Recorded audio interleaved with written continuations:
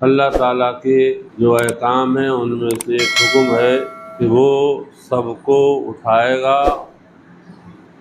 مرنے کے بعد، پھر سب کو اٹھنا ہے اور اپنی پوری زندگی کی کوششوں کا جواب دینا ہے۔ بدلہ تمہاری کوششوں کا تمہیں دیا جائے گا۔ کوششیں تمہاری اچھی ہیں بری وہ آپ جانیں، اس دنیا کی زندگی کی جو کوششیں ہیں ان کا بدلہ دیا جائے گا۔ مکے کے بہت سے لوگ نہیں اس بات کو ماننے کے تیار تھے، تو اللہ تعالیٰ نے دو طرح کی دلیلیں ان آیتوں میں۔ ایک تو دلیل نفسی کہ انسان کو اگر کوئی شک ہے عقیدہ قیامت میں، مرنے کے بعد اٹھنے میں، تو یا یہ کہ وہ یہ عقیدہ یا یہ ذہن بنائے ہوئے کہ اللہ تعالیٰ ایسا نہیں کر سکتا ہے، اس کام پر، اس چیز پہ اللہ تعالیٰ قادر نہیں ہے، تو وہ دھیان دے اپنی تخلیق پر۔ قیامت میں وہ مٹی سے تو نکالے گا، سارے انسانوں کو مٹی سے نکالے گا، سب قبروں میں ہوں گے تو سب کو مٹی سے نکالے گا۔ تو مشرکین یہی کہتے تھے بھائی ہم جب گلی سڑی ہڈیاں ہو جائیں گے تو یہ نہیں ممکن۔ ارامن نخرہ کہتے تھے جب ہم ارامن نخرہ ہو جائیں گے، گلی ہوئی ہڈیاں ہو جائیں گے، پھر یہ ہمیں ڈرایا جا رہا ہے، ہم کہہ رہے ہیں پہلے بھی لوگوں کو ڈرایا گیا ہے۔ مطلب وہی ہے کہ مٹی سے وہ نکال نہیں پائے گا۔ ان آیتوں میں انسانی تخلیق کے اللہ تعالیٰ نے 7 مرحلے یا 7 اطوار بیان کیے ہیں۔ حالانکہ ماں کے پیٹ میں انسان کتنے مرحلوں سے گزرتا ہے، اور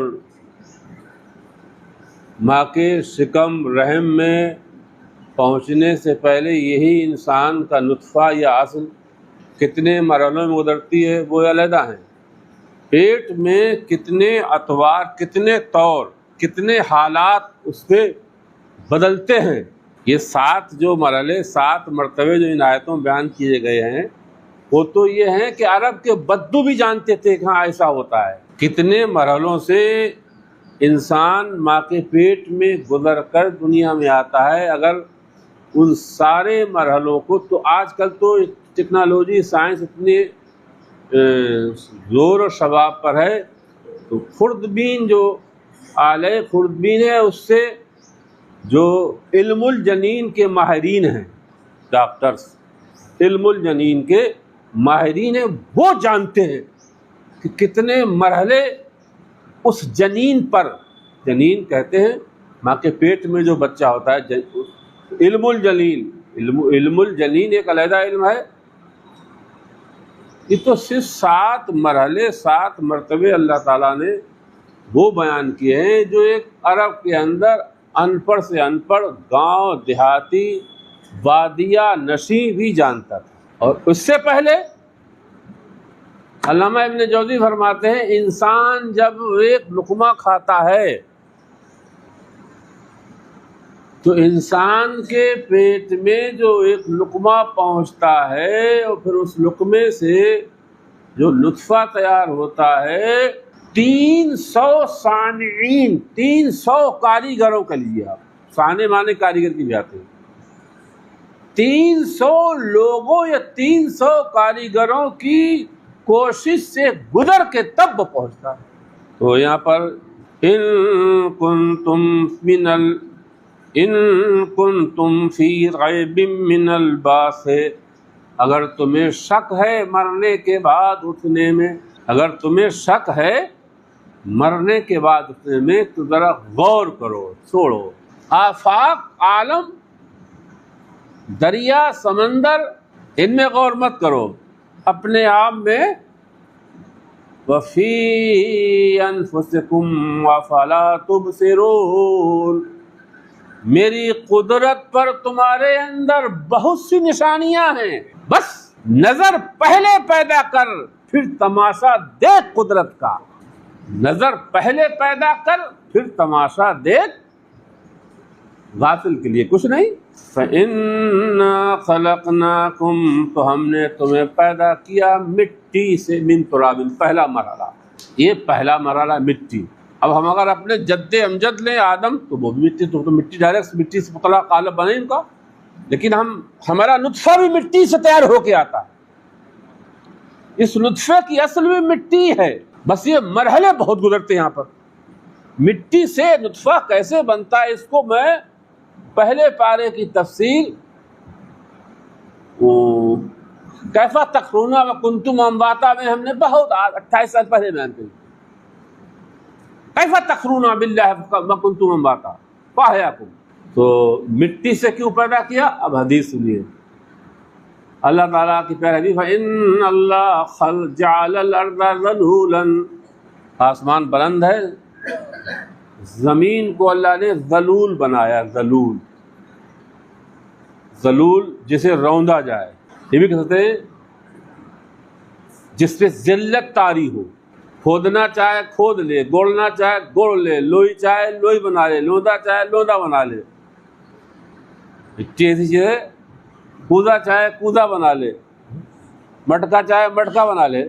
تمشون فی مناکبہا، نبی فرماتے ہیں مٹی کو اللہ تعالیٰ نے ذلول بنایا ہے، تم اس کے راستوں پہ چلتے ہو۔ وہ خلقہ بنی آدم من تراب، پھر اللہ تعالیٰ نے بنو آدم انسان کو مٹی سے بنایا، کیوں؟ لیذلہم، انہیں متواضع بنانے کے لیے، ان کے اندر تذلل پیدا کرنے کے لیے، لیذلہم، تاکہ انہیں متذلل بنائے، تذلل ہو ان میں، تواضع، انکساری۔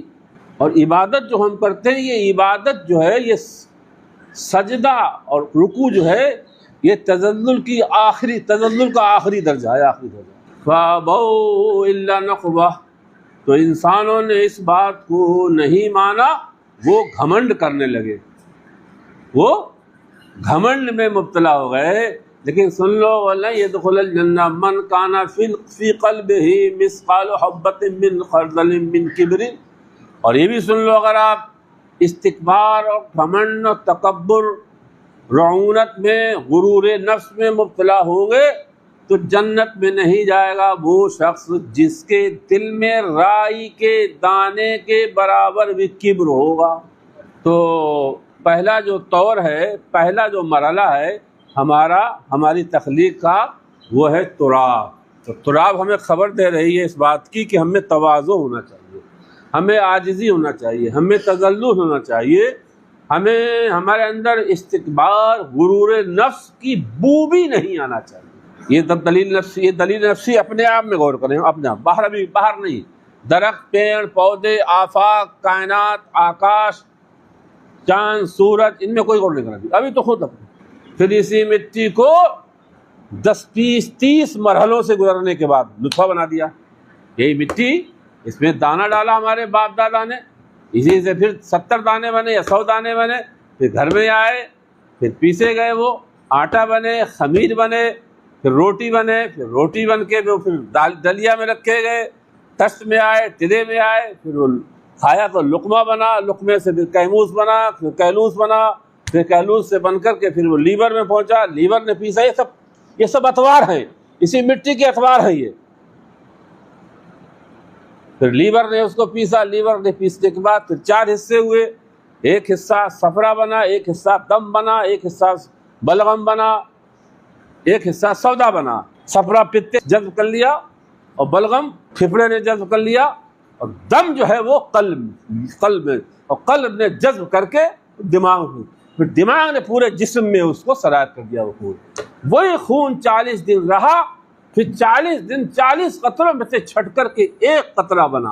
اب یہاں ایک بات اور یاد آ گئی، یہ ایک قطرہ جو بنا ہے انسان کی پشت میں خوشیوں میں گزر کے، اس ایک قطرے کے اندر اتنے بیج ہوتے ہیں، اتنے چھوٹے چھوٹے بیج ہوتے ہیں کہ اس ایک قطرے میں اتنے چھوٹے انڈے کہہ لیجیے، چھوٹے چھوٹے بیج ہوتے ہیں کہ اس ایک قطرے نطفے میں اگر اللہ تعالیٰ چاہے تو ہزاروں انسان اس سے پیدا کرے، لیکن ان ایک قطرے میں جو ہزاروں بیج ہوتے ہیں، ان ہزاروں بیجوں میں سے ایک بیج جب انسان اپنی زوجہ سے ملتا ہے، اس کے شکم میں، اب عورت کے رحم میں انڈے ہوتے ہیں، بیض انڈے ہوتے ہیں، ان انڈوں میں سے کسی ایک کے اندر وہ بہت معمولی چیز پہنچ جاتی ہے، تبھی نطفہ قرار پاتا ہے، تب حمل قرار پاتا ہے۔ میں تو علم جنین کا اتنا جاننے والا نہیں ہوں، لیکن جو اس علم کے ماہر ہیں وہ اور آگے بہت اس کی اور آگے بہت اچھی تقریر کریں گے۔ اب اسی رحم مادر کے جو خلیے ہیں، انڈے ہیں، ان میں وہ مرد کے ایک قطرے کے منی کے ایک قطرے میں سے ایک بیج کوئی اس خلیے میں پہنچا انڈے میں، تو 40 دن تک وہ کیا رہتا ہے؟ وہ نطفہ ہی رہتا ہے۔ ثم من علقۃ، پھر وہ علقہ بن جاتا ہے۔ اب وہ نطفے سے اب وہ علقہ یعنی خون بن گیا۔